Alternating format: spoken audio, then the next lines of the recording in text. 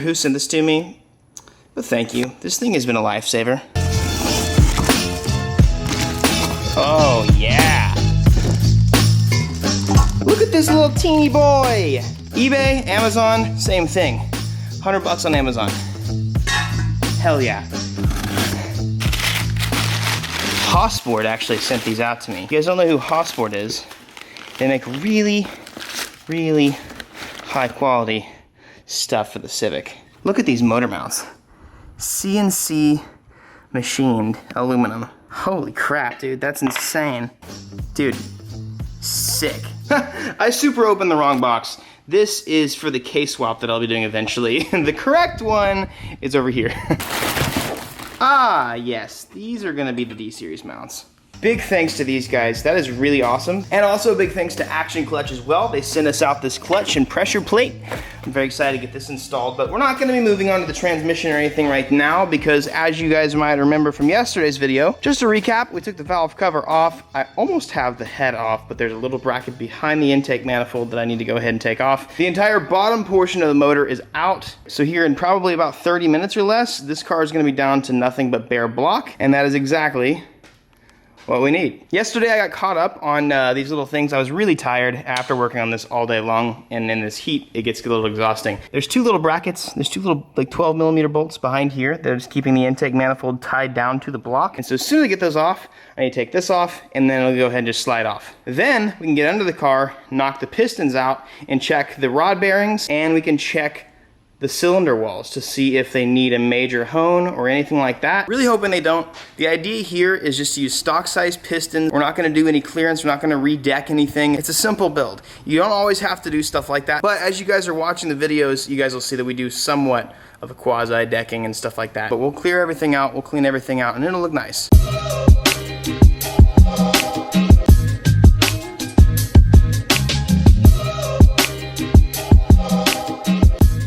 All right, so head is off, and this is the head gasket we're gonna go ahead and replace. I'm probably just gonna get an OEM one. I could get a thicker, different one, but OEM is usually just the best bet to go with. Now, the objective is to clean the cylinder head up just a little bit. I'm gonna probably get some wet sandpaper and clean it up, get some brake cleaner. Before I do that, I'm gonna get all these pistons out, and what I gotta do is go from the bottom and give them a little tap, and they should just come out pretty simply.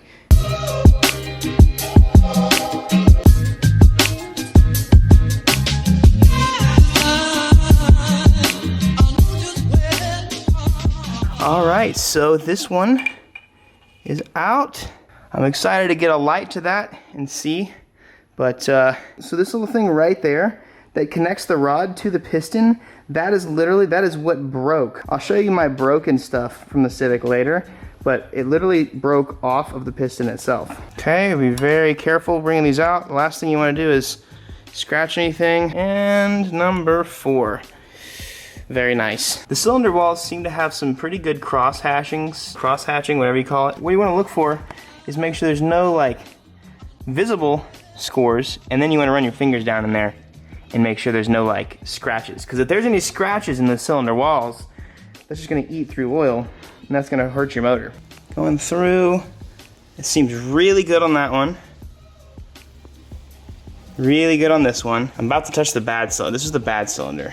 If you run your fingernail through it and if something catches your fingernail in these cylinder walls, that's usually a good sign that you should either bore it out or just go ahead and get a new block. I'm not gonna lie, these feel and look really, really good, so that's awesome. I'm hoping these cylinder walls can hold a little bit of boost. We're not gonna be doing a sleeve on this one because kind of gave it away earlier. We are gonna end up doing a K-Series, a turbo K-Series in this car eventually, but it looks really good. What we're gonna do to make sure that the cylinder walls are perfect though, there's a tool you put on the drill that hones it out.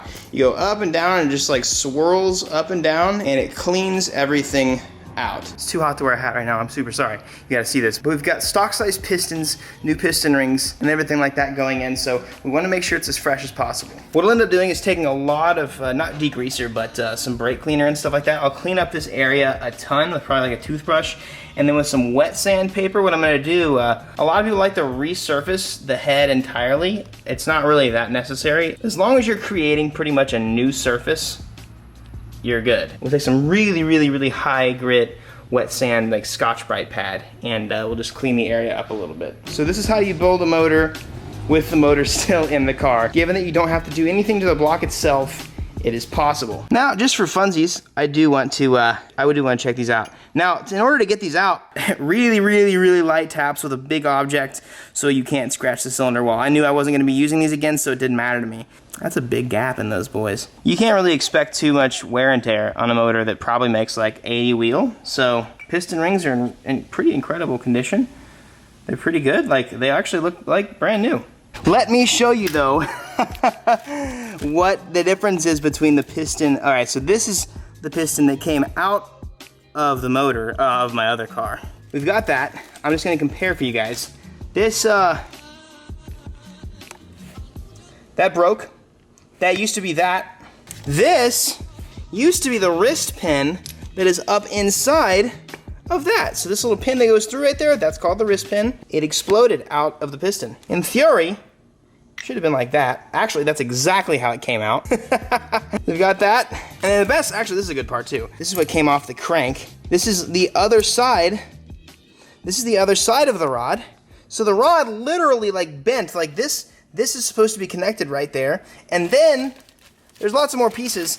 This yeeted so hard that this little piece that is under this, that guards, that sends oil through the block, literally got yeeted off. So this is what happens when you do 25 PSI on this exact style setup. Another big step to doing all this is to, obviously I talked about it a little bit in the last video, drill the oil pan for the turbo drains. Now right now for one, I'm not sure whether I want to do 1 or 2 holes. I might wire the drains together and go into 1 hole, or I might have individual drains. I'm probably gonna wire them together, so we're going to wait on that.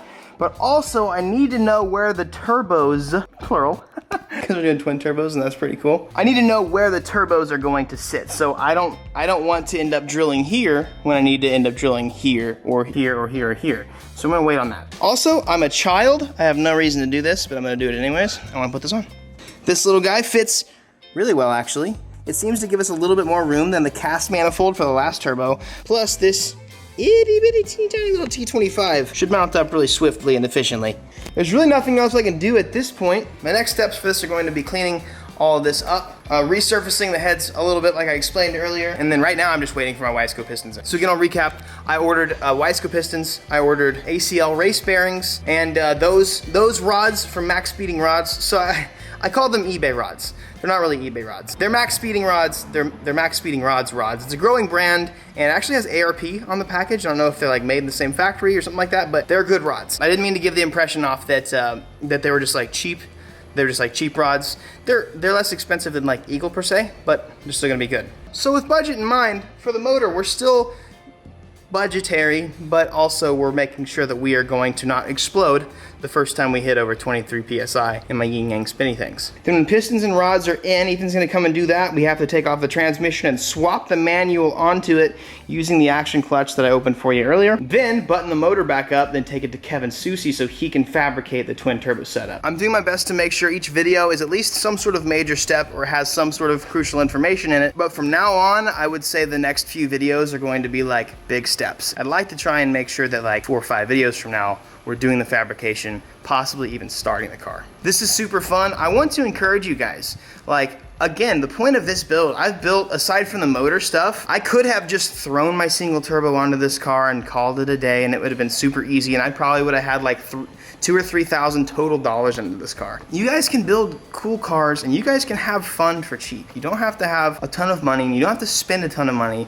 to make a sick car. Buy something cheap and learn.